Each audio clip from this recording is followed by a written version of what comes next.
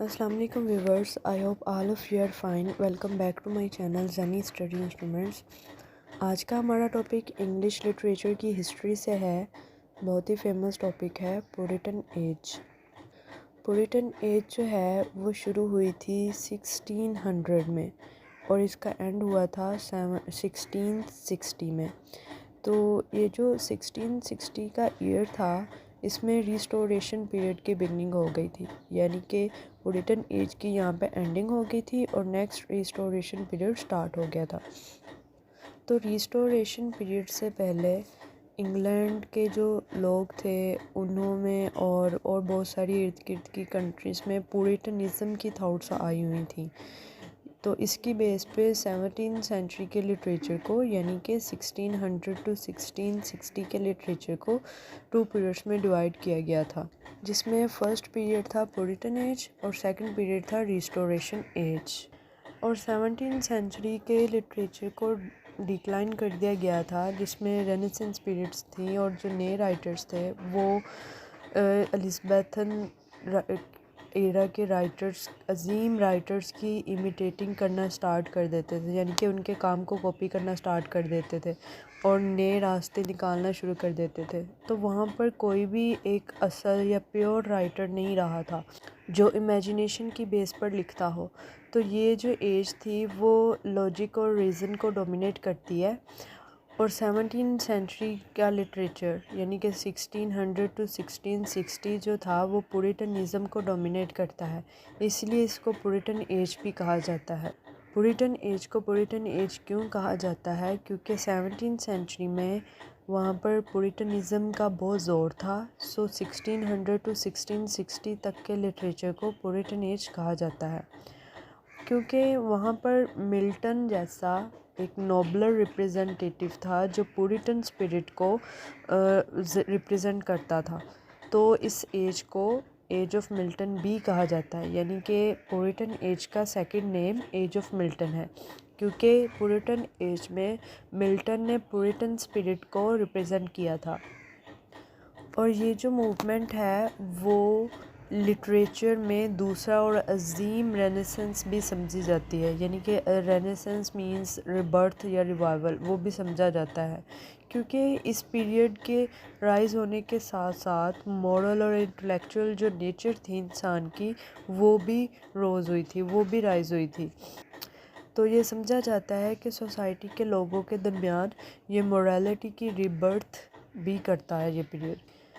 And therefore the Puritan movement came and it stood for its liberty and introduced the morality and high ideals in politics.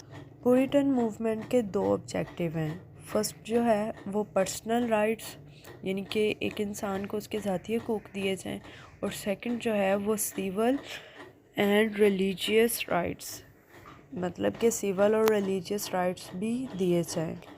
तो पुरिटन्स जो थे वो बहुत ज़्यादा religious से जुड़े हुए थे, अपने रिलीजियस से कनेक्टेड थे और वो अपने रिलीजियस से अलग भी नहीं होना चाहते थे।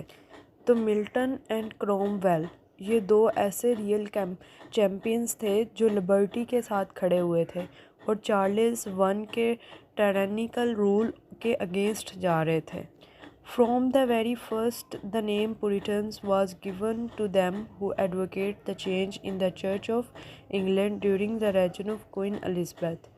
लेकिन बहुत सारे लोग थे जो इस मूवमेंट के अगेंस्ट थे, जिनमें इंक्लूडिंग है चार्ल्स वन, जो कि बहुत जल्दी डिफीट कर गया था और बिहेडेड हो गया था 1649 में। तो इसी वजह से पुरिटन मूवमेंट को ज़्यादा से ज़्यादा नेशनल मूवमेंट ऑफ इंग्लैंड भी कहा जाता है। और लिटरेचर में वहाँ पर कुछ थे जो लिबर्टी और पॉलिटिक्स और रिलीजियस के लिए लड़ते थे, और जो इस पीरियड की लिटरेरी अचीवमेंट्स हैं वो कुछ ज़्यादा हाई ऑर्डर नहीं है, ग्रेटनेस नहीं है, लेकिन इसमें बहुत कुछ वर्क्स हैं जो ग्रेट समझे जाते हैं, ग्रेट राइटर्स के। तो पुरिटन पोइट्री को 3 पार्ट्स में डिवाइड किया गया है। फर्स्ट है the Kevlar poet, the Spencer poet and poetry of metaphysical poets. And most famous John Milton का वर्क है द पैराडाइज लॉस्ट, जो इस पीरियड पुरिटन एज का सबसे नोबल वर्क समझा जाता है। फर्स्ट इसमें है the school of Spencer. The school of Spencer, Edmund Spenser इस स्कूल के लीडर थे और इनके बहुत सारे फॉलोअर्स थे।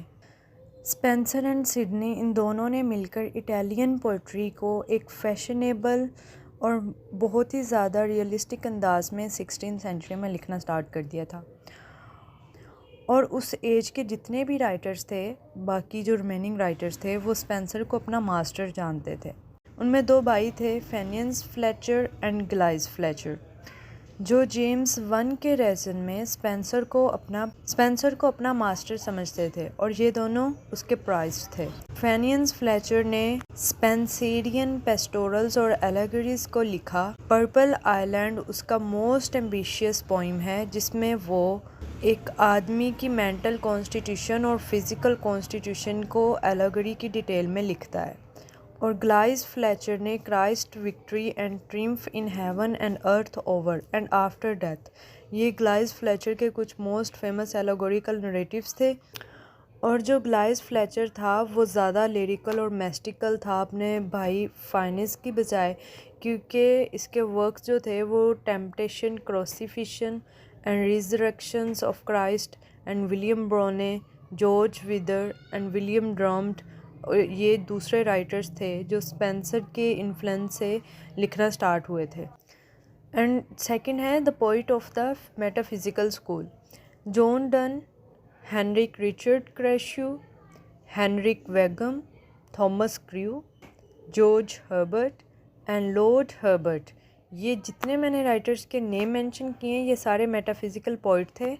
और इस स्कूल का जो लीडर था, मेटाफिजिकल स्कूल का जो लीडर था वो जॉन डन था। और इसकी जो मेटाफिजिकल पोइट्स की जो पोइट्री होती थी वो फुल थी कंसाइट से, एग्जैजरेशन से और वर्ड्स के मीनिंग से और फार फेच्ड सिमिलीज से एंड मेटाफर से। मेटाफिजिकल पोइट्स बहुत ज़्यादा ऑनेस्ट थे और ये ओरिजिनल थिंकर्स थे। वो ये सारे लाइफ को बहुत अच्छे से जानते थे और डेथ से भी कंसर्न करते थे। जॉन डन ने बहुत ही हाईली ऑर्डर की पोइट्री लिखी थी। The progress of the soul जो थी, an anatomy of the world, an elegy and the epithalamion जो था वो इसके बेस्ट वर्क्स जाने जाते थे। और जो इसकी पोइट्री थी उनको 3 कैटेगरीज में डिवाइड कर दिया गया था। फर्स्ट रॉबर्ट हैरिक जो था वो उसने बहुत ही मोरस वर्क्स लिखे थे रिलीजन पर, वो एक रिलीजियस पोइट था। देन थॉमस क्रू जो था वो लिरिक राइटर था अपनी एज का और इसने हैरिक से थोड़े सुपीरियर वर्क लिखे थे। परसुएशन ऑफ लव इसका एक फ़ाइन पीस ऑफ वर्क है थॉमस क्रू का। देन रिचर्ड क्रेशियो जो था वो थोड़ा डिफरेंट टाइप का पोइट था हैरिक और क्रू से, क्योंकि ये बहुत ही ज़्यादा रिलीजियस पोइट था। द फ्लेमिंग हर्ट इसका बेस्ट नोन वर्क जाना जाता है। इसके बाद हेनरी वेगन जो था वो मैस्टिक पोइट था और इसने यूनिफॉर्म और क्लियर और ट्रांकुल और डीप पोइट्री लिखी क्रेशियो की बजाय। Then George Herbert, most widely read poet of his age, इन्होंने एक्सप्रेस किया था अपनी थाट्स को बहुत ही अच्छे मैनर्स में और दूसरे पोइट्स से बिल्कुल डिफरेंट अंदाज में अपनी पोइट्री को एक्सप्रेस किया था।